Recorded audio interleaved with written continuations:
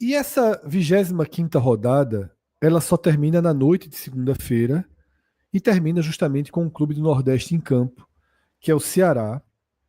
Vai até o Morumbi, Morumbis, né, já dentro do seu name rights, enfrentar um São Paulo muito ferido, Cássio, pela eliminação para a LDU, perdeu os dois jogos, errou muito nos dois jogos, né? Não foram dois jogos em que a LDU engoliu São Paulo. São Paulo jogou melhor a maior parte do tempo, mas cedeu gols, não teve capacidade de finalização e fez uma grande mobilização da torcida, muito naquele espírito do eu acredito, da reação. E foi uma eliminação muito frustrante para o São Paulo na quinta-feira, tá? Não Só tem falando mais. rapidamente da LDU, que eu tinha falado há pouco, eu tinha confundido o grupo. Ela eliminou o Botafogo, o grupo que ela liderou na primeira fase foi do Flamengo. Só para dizer o que é a LDU, que ninguém dá cartaz. Liderou o grupo com o Flamengo, eliminou o Botafogo nas oitavas, eliminou o São Paulo nas quartas e vai pegar o Palmeiras na semifinal. Time chato. E aí, Cássio, esse São Paulo não tem mais Copa do Brasil, não tem mais Libertadores. Agora o foco é no brasileiro. Tem uma missão aí de ganhar a vaga no G6. Quando a gente abordou o Bahia aqui no programa, a gente focou essa disputa, né? O São Paulo hoje é o sétimo colocado, já está numa região de aproximação do Bahia, tem um jogo a mais que o Bahia, 2 pontos a menos, ou seja, está 100% na disputa ali pelo G6. Eu acho que essa é a missão que o São Paulo tem daqui para frente na temporada. Mas é um time que vai para esse jogo, Cássio, sangrando ainda. Não sei como será o Morumbi na noite de segunda-feira, por exemplo. Não sei se vai ter a atmosfera de um grande público. Tenho muitas dúvidas sobre a situação anímica do São Paulo para esse jogo. Tecnicamente, não. Tecnicamente, vai com tudo o que puder. Obviamente, não vai, não tem nenhuma razão para ser diferente, tá? E trazendo o jogo para a ótica do Ceará, que é o que a gente aborda aqui, Cássio, o Ceará tem uma pontuação boa dentro do campeonato. Sempre que o Z4 diminui a diferença, a resposta do Ceará é positiva. A gente mostra muito isso no raio-x. 2 vezes a diferença caiu para 4 pontos, logo depois ela foi dilatando. E nesse momento é de 6 pontos, que é uma margem segura. Sobretudo porque dentro do Z4 ainda não existe sequer, Cássio, a figura de um grande time em reação, um grande perseguidor. Né? Não tem um time capaz de ameaçar ainda diretamente o Ceará. Pode ser que o Vitória se torne esse time, pode ser que o Fortaleza, com o Palermo, tenha essa recuperação. Mas, de toda forma, o retrovisor do Ceará está ficando pesado. E nessa rodada, Cássio, existe a possibilidade, tá? Existe uma possibilidade do Ceará perder 4 posições se tudo der errado. Isso não deve acontecer.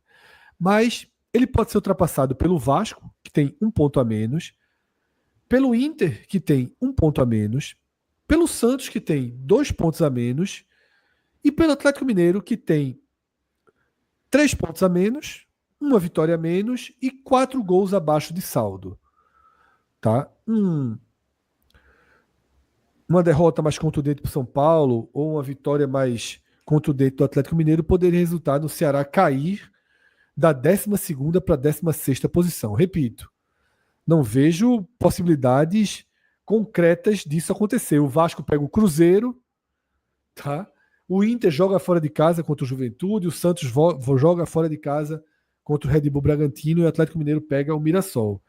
Se brincar aí, você vai ter 4 pontos para todo esse grupo aí.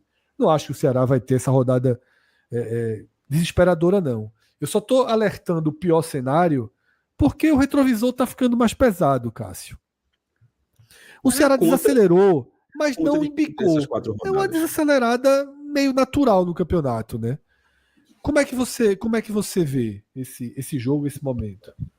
Veja, você começou pelo São Paulo e falando do lado do São Paulo, a campanha do São Paulo é bem regular no brasileiro, né? 9 vitórias e 7 derrotas. Assim, e você pode.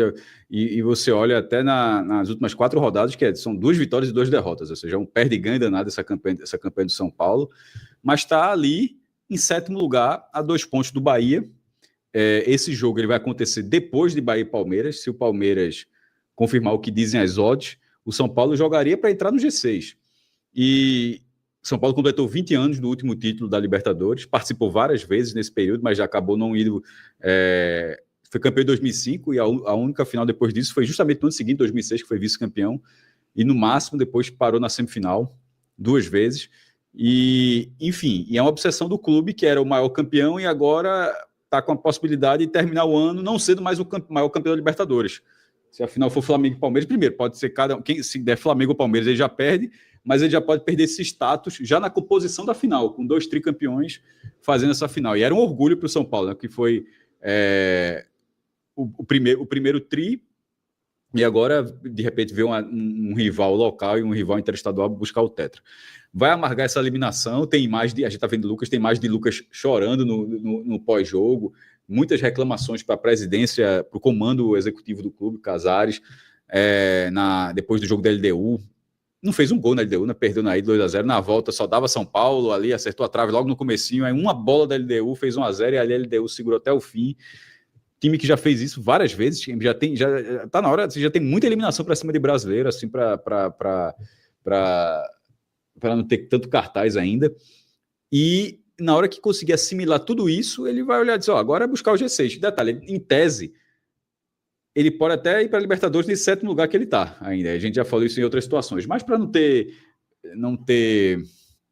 Por exemplo, Palmeiras e Flamengo não estão na Copa do Brasil. De repente, se o campeão da Copa do Brasil for, por exemplo, for o Fluminense, aí de repente o campeão da Libertadores for o Racing ou a LDU, o Atlético Mineiro está lá atrás. Está muito atrás, aí no fim das contas G6 vira G6. Então, assim, embora nos últimos anos o G7, o Brasil vem sendo campeão da Libertadores todo ano, o G7 ele vem sendo a constante, mas você não dá para, pelo menos não nesse momento, garantir esse cenário. Então, acho que o São Paulo, assimilando isso tudo, ele vai voltar para o projeto da Libertadores, que é uma obsessão dentro do clube, e tem esse jogo contra o Ceará, que vem a 4 rodadas sem vencer. Para mim, Fred, do Ceará, o que distou muito, ainda, e vai essa conta, quando você fala que o Ceará pode ser ultrapassado por um pelotão, é a conta do jogo do Juventude ainda. Assim, não é a bola na trave divina contra Bahia no último lance, pesa. Para mim, pesa muito mais um jogo. O Juventude não tinha não tinha vencido, tinha um ponto fora de casa, que tinha sido o jogo contra o Vitória, e não tinha vencido ninguém ainda. Aquele resultado acabou sendo duríssimo ali pro Ceará. E de lá para cá, foi a estreia. Aconteceu exatamente o que a gente falou. A reestreia divina não pode se sobrepor ao resultado. No fim, estava um 0-0, aí entra o jogador, acaba não encaixando e tal, perde.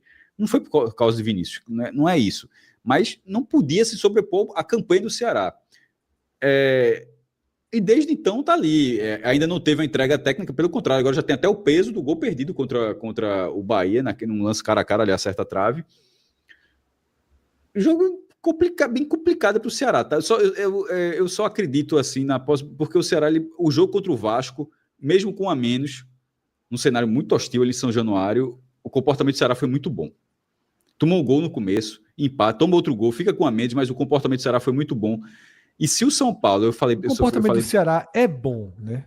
Mas porque esse último é o último fora de casa, né? Assim, esse último jogo. E detalhe, é um jogo que veio depois do jogo do Juventude, ou seja, que a conta estava altíssima. Quando eu falo que a conta está alta, não é nem do comportamento do Ceará, não é nem da questão mental, é da questão de tabela mesmo. Porque o jogo seguinte, esse jogo do Vasco, ter sido depois daquele Juventude e o desempenho ter sido esse, assim, mostra que o mental do Ceará acabou sendo muito bom.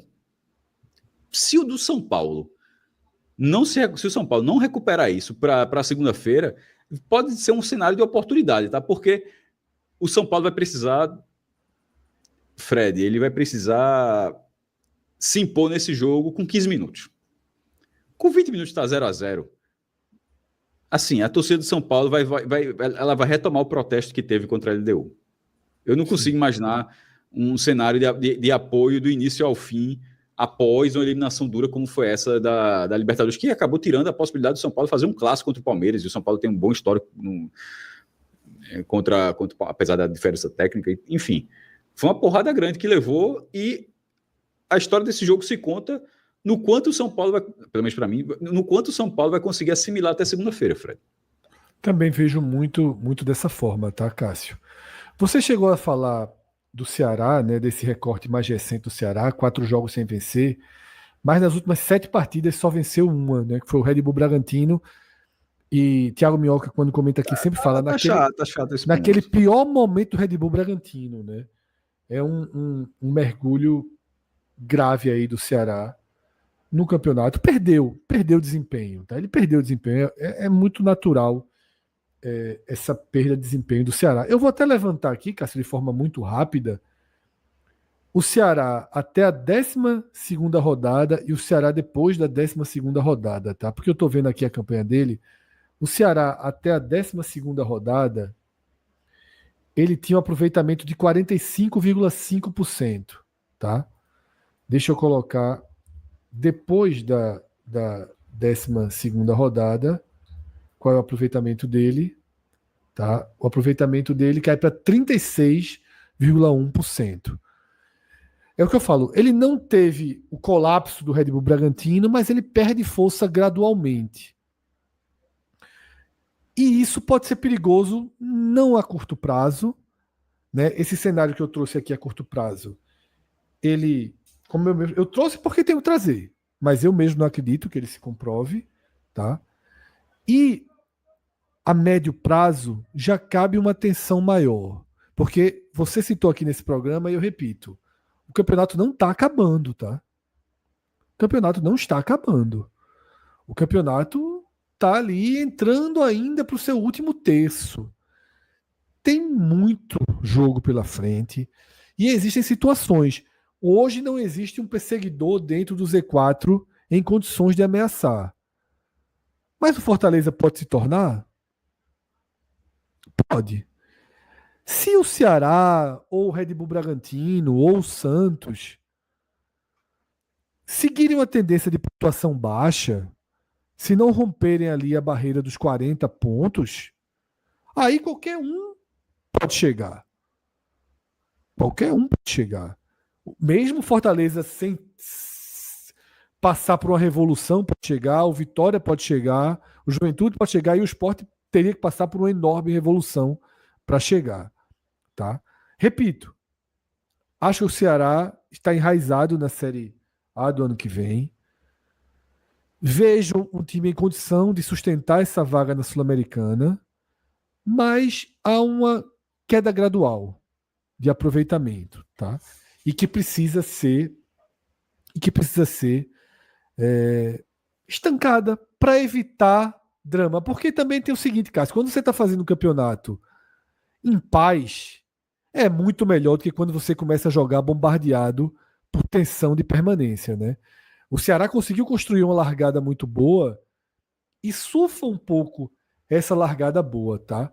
E aí, só para fechar, Cássio, esse contexto, esse momento do Ceará, a tabela que vem na sequência é uma ótima tabela, tá? Veja a tabela do Ceará depois do Morumbi. Vai para Vitória em Salvador, um confronto direto, que dependendo do que acontecer com o Vitória nessa rodada, pode dilatar ainda mais essa vantagem.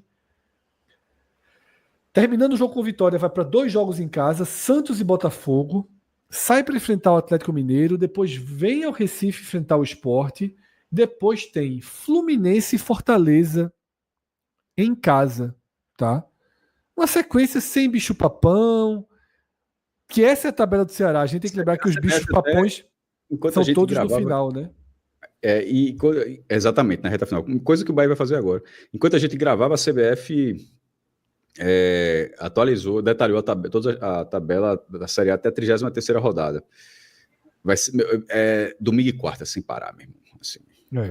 Esse pré-rodada aqui que a gente está fazendo aqui vai dar um trabalho daqui para frente, meu amigo. Veja só. O cara jogando dia 6 de outubro, voltando para campo dia 10 de outubro, depois jogando dia 14 já começa agora, né? Semana que vem já tem jogo na quarta, né? A rodada acaba segunda e já tem jogo na quarta-feira, justamente por conta da escolha correta que a CBF fez, tá? De acelerar o brasileiro e deixar a Copa do Brasil Mas só para mais você pra ter noção, frente, tá? 8 de novembro já é a 33ª. Hoje é 26 de setembro, a gente vai começar a 25ª. Vai ter uma aceleração Vai muito acelerar grande, demais. né, pela frente. Não vamos trazer aqui, Cássio, projeções de escalação, porque o jogo é na segunda noite, tá? Então ainda vai ter treino, ainda tem risco de jogador se machucar, se recuperar. Não dá para a gente fazer projeções, até porque nem a própria imprensa que cobre diretamente o dia a dia dos dois clubes traz ainda projeções sobre essa partida, tá? Na Bet Nacional, o São Paulo é considerado muito favorito, 1,62, e mais do que isso, Cássio, é considerado o maior favorito da rodada, tá? O São Paulo é considerado o maior favorito da rodada, paga 1,62. Consequentemente, Rapaz, foi até olhar a tabela aqui. É... Pô, não sei. Tem... E, Não consequentemente, sei. Cássio, o Ceará é o maior azarão, tá? Paga 5,93, quase 6-1, o que o Ceará paga. E deixa eu fazer uma correção, Cássio. Eu falei que a rodada acaba segunda e começa quarta, né? Estou errado. A rodada acaba segunda e começa terça. Tá? Já tem Atlético Mineiro e Juventude na terça-feira. Então, obviamente, o pré-rodada vem junto ali com o Veja raio-x. só, esse ficou difícil, viu? Vai ter uma integração ali dentro de um único programa, tá?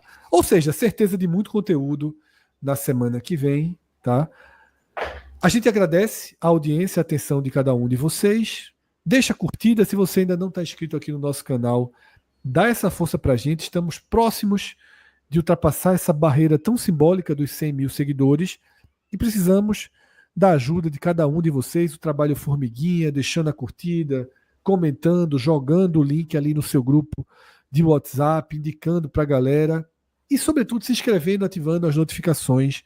A gente agradece muito a atenção de vocês, o respeito ao nosso projeto, a dedicação, o tempo que vocês entregam, afinal, somos um canal de conteúdos consideravelmente longos e, como raramente a gente para os programas para pedir curtidas, essa é uma conversa que a gente tem nos minutos finais.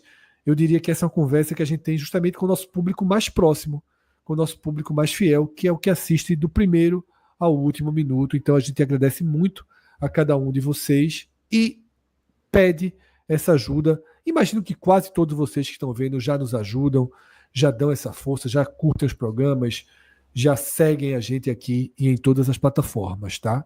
Eu sou Fred Figueroa, fiz esse programa ao lado de Cássio Zirpoli, a edição é de Márcio Souza, nós somos o 45 Minutos.